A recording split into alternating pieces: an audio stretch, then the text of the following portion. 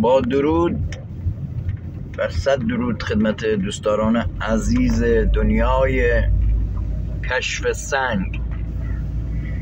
سنگ‌های قیمتی و نیمه قیمتی و بدون قیمت. عرضم به حضور شما بچه های شمال، من خودم آگهیم درباره سنگ‌ها اندکیست، میگم استادم، ولی جدیدن هر جا میریم برای سنگ پیدا کردن میبینیم که دوستان عزیز، برادران یا خواهران گرامی دنبال سنگ میگردن، سنگ ها رو پیدا میکنن، لب رودخونه مخصوصا همونجا میشکنن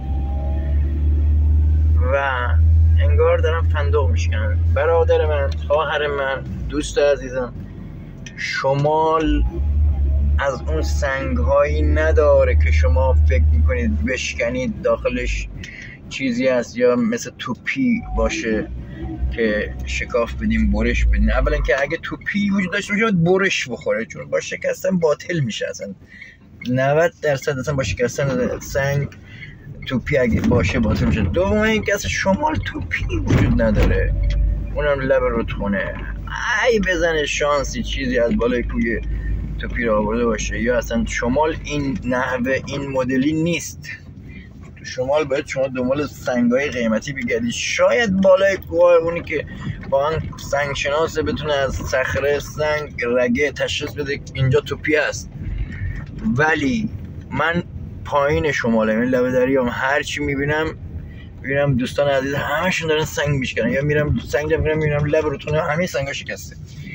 والله بالله این نیست، درست نیست، اصلا اشتباهه، مسیر اشتباهه. شما یعنی دارین دنبال هیچی میگردین. حداقل یه جوری باشه دنبال سنگای زینتی و قیمتی بگردین، وقتتون الکی هدر ندید، بگردین دنبال این سنگا راحت‌تر پیدا میشه، جلوی چشم شماست.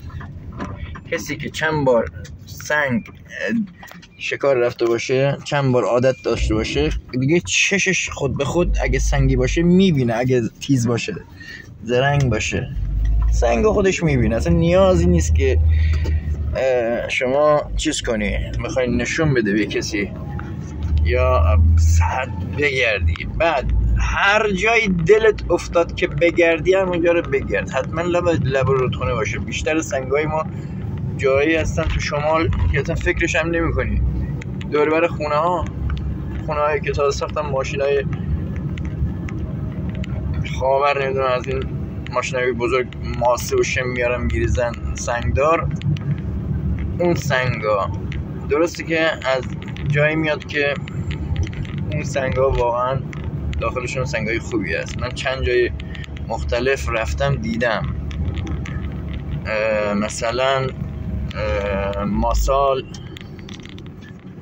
مثلا کیاشر، رودسر، کلاچای، رحیم آباد، لنگرود، لایجان، مخصوصا سیاهکل، جاده سیاهکل، همین ابتدای جاده سیاهکل که میری مغازه ها هستن، این سمت چپ مغازه ها چیزه، یه جاده پر سنگ. من اونجا رو گشتم، سنگای قشنگی پیدا کردم اونجا.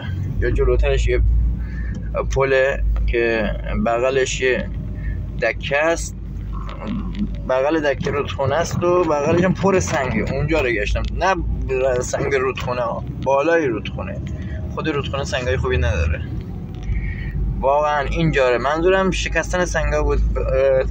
آن الکی وقتتون هدر ندید، سنگا رو نشکنید، چون فایده ای نداره. کسی که دنبال توپی باید بگرده باید یک خبره باشه، دو بدونه، یعنی به حداقل معلومات و آگاهی بالایی داشته باشه، بدون سنگ ها چه دسته ای هستن، کجا میشه پیدا کرد. یعنی باید یه کاربلد بگرده دنبال توپی تو شمال یا بالای کوه. اینجوری نمیشه که شما بگردی راحت همه سنگا رو بشکنی، حدس بزنی این سنگ. نه. به امید دیدار، امیدوارم که از این گفتگو حداقل چیزی رو تونسته باشید برای خودتون به خاطر بسپارید برای سنگ پیدا کردن. با امید